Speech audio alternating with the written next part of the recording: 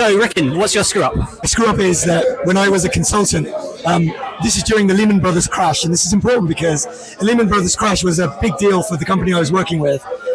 Struggling for business, struggling to win business, every pitch and contract was important.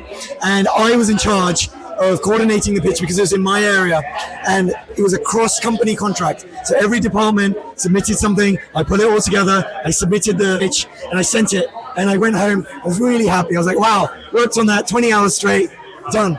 The next morning, the client called us up and said, we're cancelling.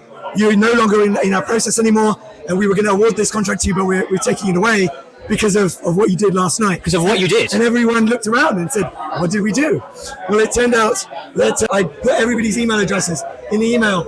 So for example, instead of putting Ricken Kumar at British Airways, I put Ricken Kumar at Ryanair. And there was two Ricken Kumars. So you know when the autofill function goes on, it autofills the name. So the name just went on, and I submitted. And because the client was Ministry of Defence of a certain country, the Ministry of Defence didn't think that was a really good idea to give a contract to people who couldn't check who they were sending the email to. So it turned out we sent all this confidential email to some random guy in some random company. Oh my God. And this cost us a couple of million, which at the time was devastating, and it was all my fault. So you're hearing it here first, folks. Ricken caused the Ukraine-Russia war.